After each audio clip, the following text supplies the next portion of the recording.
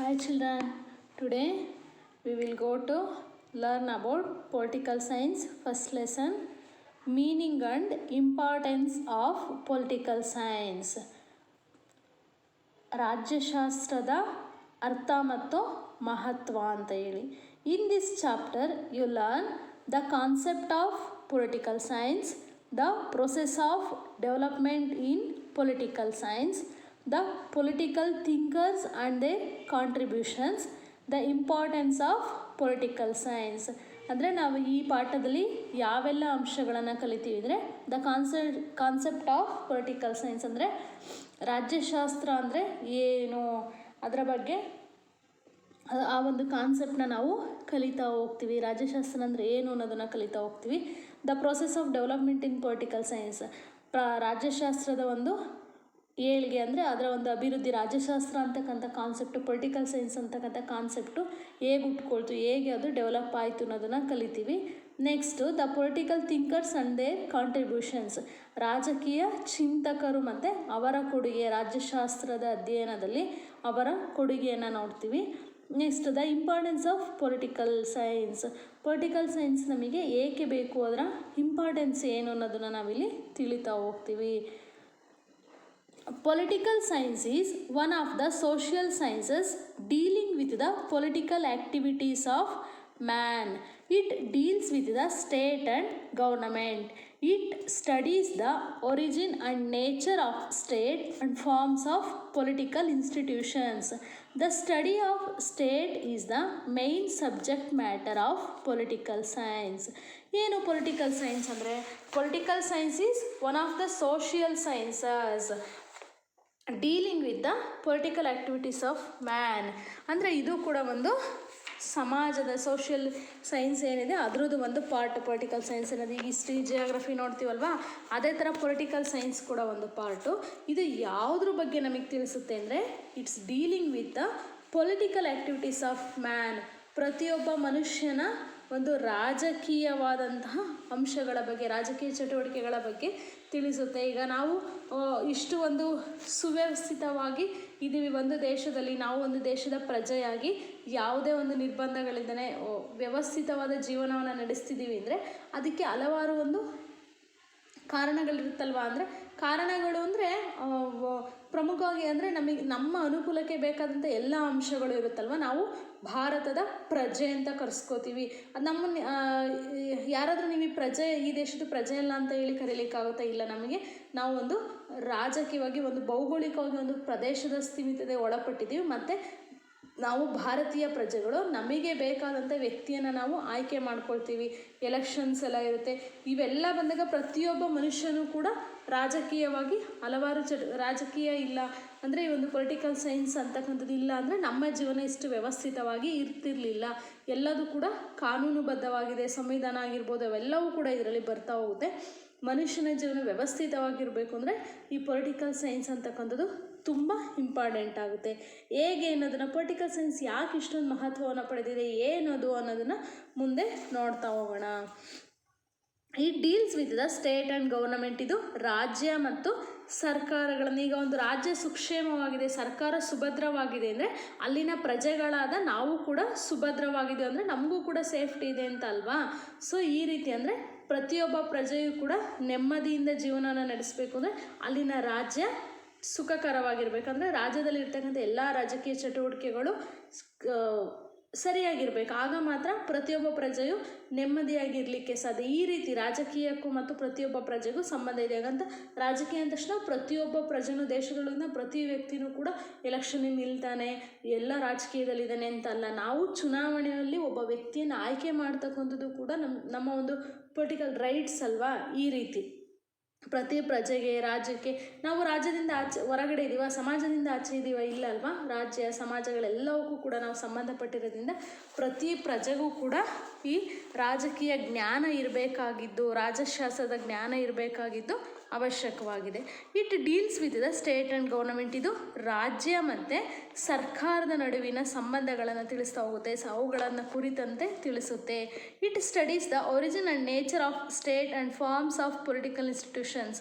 ಅಂದರೆ ಹೇಗೆ ಈ ರಾಜ್ಯ ಅನ್ನೋದು ಹುಟ್ಕೊಳ್ತು, ಈ ರಾಜ್ಯದ ಮೂಲ ಎಲ್ಲಿಂದ, ರಾಜ್ಯ ಹೇಗೆ ಹುಟ್ಕೊಳ್ತು, ಇದರ ಲಕ್ಷಣಗಳಿಂದ, ರಾಜ್ಯ ಅಂದರೆ ಅಲ್ಲಿ ಏನೆಲ್ಲ ಇರಬೇಕು, ಒಂದು ಸ್ಟೇಟ್ ಅಂತ ಕರ್ಸ್ಕೋಬೇಕು ಅಂದರೆ ಯಾವೆಲ್ಲ ಅಂಶಗಳಿಂದ ಕೂಡಿರಬೇಕು, ಯಾವ ರೀತಿ ಆಯ್ತು, ಇಲ್ಲಿ ರಾಜಕೀಯ ಇನ್ಸ್ಟಿಟ್ಯೂಷನ್ಸ್ಗಳು, ರಾಜಕೀಯ ಸಂಸ್ಥೆಗಳು ಯಾವ ರೀತಿ ಉಟ್ಕೊಂಡು, ಎಲೆಕ್ಷನ್ಸ್ ಅಂತ ಏನು, ಇದೆಲ್ಲದ್ರ ಬಗ್ಗೆ ತಿಳಿಸ್ತಾ ಹೋಗುತ್ತೆ.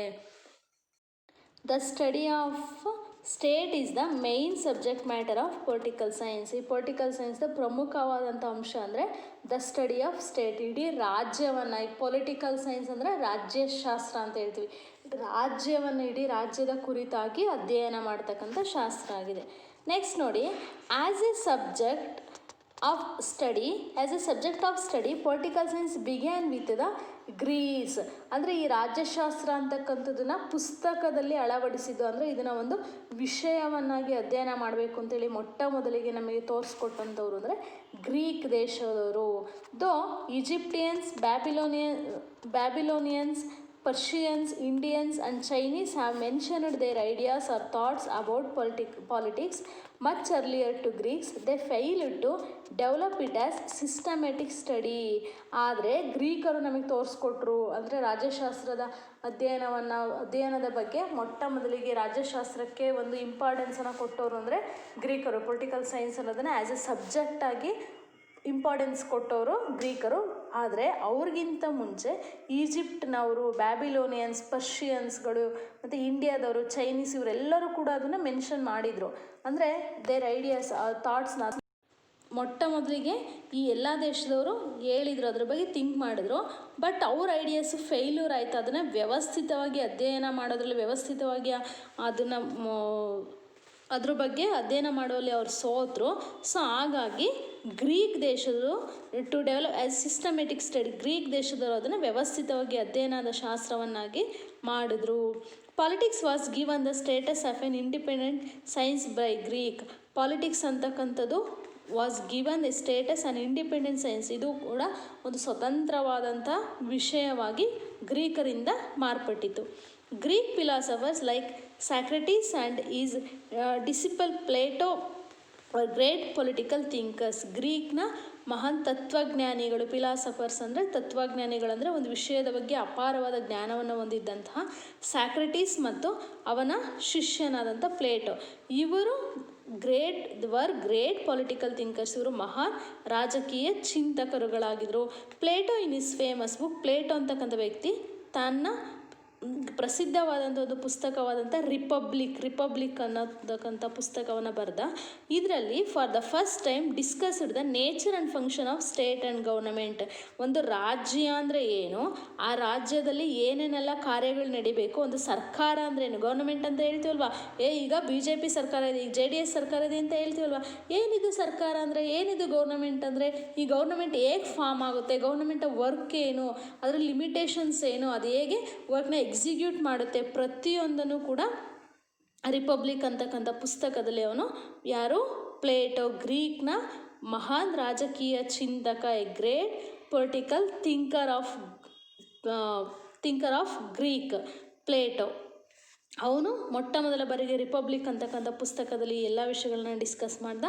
ನೆಕ್ಸ್ಟ್ ನೋಡಿ, Aristotle the ancient great thinker, ಇವರು ಕೂಡ ಪುರಾತನ ಗ್ರೀಕ್ನ ಒಬ್ಬ ಮಹಾನ್ ರಾಜಕೀಯ ಚಿಂತಕ. ಆ್ಯಂಡ್ ದ ಸ್ಟೂಡೆಂಟ್ ಆಫ್ ಇವರು ಪ್ಲೇಟೋ ಅವರ ಶಿಷ್ಯನು.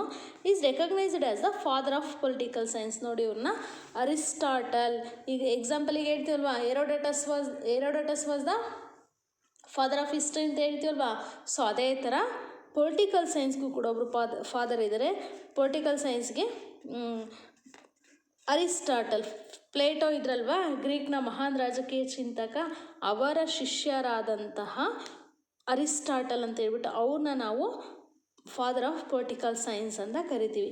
For his valuable contribution to its growth and development. ಯಾಕೆ ಅವ್ರನ್ನ ರಾಜಕೀಯ ಪಿತಾಮಹ, ರಾಜ್ಯಶಾಸ್ತ್ರದ ಪಿತಾಮಹ ಅಂತ ಕರಿತೀವಿ ಅಂದರೆ, ಇವರು ರಾಜಕೀಯ ಶಾಸ್ತ್ರಕ್ಕೆ, ರಾಜ್ಯಶಾಸ್ತ್ರಕ್ಕೆ, ಪೊಲಿಟಿಕಲ್ ಸೈನ್ಸ್ಗೆ ಇವರು ವಿಶೇಷವಾದ ಕೊಡುಗೆಯನ್ನು ಕೊಟ್ಟಿದ್ದಾರೆ. ಮತ್ತು ಅದನ್ನು ಅಂದರೆ ಅದರ ಮಹತ್ವವನ್ನು ತಿಳಿಸಿಕೊಡುವಲ್ಲಿ ಇವರು ಹೆಚ್ಚು ಶ್ರಮ ವಹಿಸಿದ್ದಾರೆ. ಅದಕ್ಕಾಗಿ ಇವರನ್ನು ರಾಜ್ಯಶಾಸ್ತ್ರದ ಪಿತಾಮಹ ಅಂತ ಹೇಳ್ಬಿಟ್ಟು ಕರಿತೀವಿ.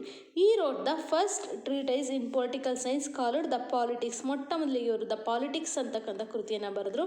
ಇನ್ this famous book Aristotle discussed the origin, development and functions of the state. ಈ ಪುಸ್ತಕದಲ್ಲಿ ಇವರು ಒಂದು ರಾಜ್ಯದ ಉದಯ, ರಾಜ್ಯ ಹೇಗಾಗುತ್ತೆ, ಅದರ ಅಭಿವೃದ್ಧಿ ಹೇಗಾಗುತ್ತೆ, ಒಂದು ರಾಜ್ಯ ಅಂದರೆ ಅದರ ಕಾರ್ಯಗಳೇನು, ಈಗಾಗಲೇ ಹೇಳಿದ್ರೆ ಒಂದು ಗೌರ್ಮೆಂಟ್ ಅಂದರೆ ಹೇಗೆ ಫಾರ್ಮ್ ಆಗುತ್ತೆ, ಅದಕ್ಕೆ ಏನೆಲ್ಲ ಫಾರ್ಮಾಲಿಟೀಸ್ ಇರುತ್ತೆ, ಅದ್ರ ವರ್ಕ್ಸ್ ಏನು, ಅದು ಏನೆಲ್ಲ ಎಕ್ಸಿಕ್ಯೂಟ್ ಮಾಡುತ್ತೆ, ಅಂದರೆ ಅಲ್ಲಿರ್ತಕ್ಕಂಥ ಪ್ರಜೆಗಳ ಅಭಿವೃದ್ಧಿಗೋಸ್ಕರ ಏನೆಲ್ಲ ಸ್ಕೀಮ್ನ ತರುತ್ತೆ, ಇದನ್ನೆಲ್ಲ ನೋಡಿದ್ವಿ. ಇವೆಲ್ಲವನ್ನು ನಾವು ಕಲಿತಕ್ಕಂಥದ್ದು ರಾಜ್ಯಶಾಸ್ತ್ರದಲ್ಲಿ.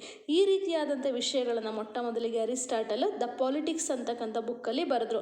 ನೀವು ನೆನಪಲ್ಲಿ ಇಟ್ಕೋಬೇಕು, Aristotle is the father of political science. ಮತ್ತು ಅವ್ರು ಯಾವ ಬುಕ್ಕನ್ನು ಬರೆದ್ರು? ದ ಪಾಲಿಟಿಕ್ಸ್ ಅಂತಕ್ಕಂಥ ಬುಕ್ಕನ್ನು ಬರೆದ್ರು. ಹಾಗಾದರೆ ರಿಪಬ್ಲಿಕ್ ಅನ್ನೋ ಬುಕ್ಕನ್ನು ಬರೆದವ್ರು ಯಾರು? The Plato. ರಿಪಬ್ಲಿಕ್ ಅನ್ನೋ ಬುಕ್ಕನ್ನು ಬರೆದವ್ರು ಯಾರು? ಪ್ಲೇಟೋ. ಅರಿಸ್ಟಾಟಲ್ ಬರೆದಂಥ ಪುಸ್ತಕದ ಹೆಸರು ದ ರಿಪಬ್ಲಿಕ್. ಬರೀ ಲೆಸನ್ನನ್ನು ಓದೋದಷ್ಟೇ ಅಲ್ಲ, ಲೆಸನ್ ಒಳಗಡೆ ಬರ್ತಕ್ಕಂಥ ಪ್ರಮುಖವಾದಂಥ ಇಂಪಾರ್ಟೆಂಟ್ ಪಾಯಿಂಟ್ಸ್ ಏನಿರುತ್ತೆ ಅದನ್ನು ನೀವು ಜಸ್ಟ್ ನೋಟ್ ಮಾಡ್ಕೊಳ್ತಾ ಹೋಗಬೇಕು. ನೆಕ್ಸ್ಟ್ ನೋಡಿ, Kautilya's work on economic also as information about political principles. Kautilya ಅಂತ ಹೇಳಿ ಬರ್ತಾರೆ, ಇವ್ರನ್ನ ಅರ್ಥಶಾಸ್ತ್ರದ ಪಿತಾಮಹ. ನೆಕ್ಸ್ಟ್ ಬರುತ್ತೆ ನಿಮಗೆ economics lesson. Kautilya is the father of economics ಅಂತ ಹೇಳ್ತೀವಿ. ಇವರು ಎಕನಾಮಿಕ್ಸ್ ಬಗ್ಗೆ ಜಾಸ್ತಿ ಕಾನ್ಸಂಟ್ರೇಟ್ ಮಾಡಿದ್ರು. ಅಂದರೆ ಮನುಷ್ಯನ ಆರ್ಥಿಕ ವಿಷಯವಾಗಿ, ಆರ್ಥಿಕ ಅಂದರೆ ದುಡ್ಡಿನ ಹಣಕಾಸಿನ ವಿಷಯಕ್ಕೆ ಸಂಬಂಧಿಸಿದಂತೆ, ದೇಶದ ಹಣಕಾಸಿನ ವ್ಯವಹಾರಗಳು, ಇದೆಲ್ಲದರ ಬಗ್ಗೆ ಅಧ್ಯಯನ ಮಾಡಿದಂಥವ್ರು. ಮೊಟ್ಟ ಮೊದಲಿಗೆ ಹೆಚ್ಚಾಗಿ ಇದ್ರ ಬಗ್ಗೆ ಗಮನವನ್ನು ಕೊಟ್ಟವರು ಅಂದರೆ ಕೌಟಿಲ್ಯ ಅಂತ. ಅವರನ್ನು ನಾವು ಫಾದರ್ ಆಫ್ ಎಕನಾಮಿಕ್ಸ್ ಅಂತ ಹೇಳಿ ಕರಿತೀವಿ. ಸೊ ಇಲ್ಲಿ ಕೌಟಿಲ್ಯ ಅವ್ರ ಬಗ್ಗೆ ಅಲ್ಲಿ ಎಕನಾಮಿಕ್ಸಲ್ಲಿ ಬಂದಾಗ ಜಾಸ್ತಿ ತಿಳ್ಕೊಳ್ಳೋಣ. ಇಲ್ಲಿ ಕೌಟಿಲ್ಯ ಅವರು ರಾಜ್ಯಶಾಸ್ತ್ರದಲ್ಲಿ ಯಾವ ರೀತಿ ಇದು ಮಾಡಿದ್ದಾರೆ ಅಂದರೆ, Kautilya's work on economics also as more information about political principles. ಇವರು ಎಕನಾಮಿಕ್ಸ್ ಅಂತಕ್ಕಂಥ ಎಕನಾಮಿಕ್ಸ್ ಅರ್ಥಶಾಸ್ತ್ರ ಅಂತ ಅದರ ಕುರಿತಾಗಿ ಒಂದು ಪುಸ್ತಕವನ್ನು ಬರೆದಾಗ ಅದರಲ್ಲಿ ಇವರು ಪೊಲಿಟಿಕಲ್ ಪ್ರಿನ್ಸಿಪಲ್ಸ್ ಅಂದರೆ ರಾಜ್ಯಶಾಸ್ತ್ರದ ತತ್ವಗಳನ್ನು ಕುರಿತು ಇದರಲ್ಲಿ ಬರೆದಿದ್ದಾರೆ. ರಾಜ್ಯಶಾಸ್ತ್ರದ ತತ್ವಗಳನ್ನು ಅವರ ಪುಸ್ತಕದಲ್ಲಿ ಬರೆದ್ರು. ನೆಕ್ಸ್ಟ್ ನೋಡಿ, Greeks used the term politics for the study of states. ಗ್ರೀಕರು ಪಾಲಿಟಿಕ್ಸ್ ಅಂತ ಮೊಟ್ಟ ಮೊದಲಿಗೆ ಟರ್ಮ್ ಪಾಲಿಟಿಕ್ಸ್ ಅಂತಕ್ಕಂಥ ಪದವನ್ನು ಬಳಕೆ ಮಾಡೋದಂಥವ್ರು ಅಂತ ಈಗಾಗಲೇ ನೋಡಿದ್ವಿ ಅಲ್ವಾ. Greeks used the term of politics for the study of state.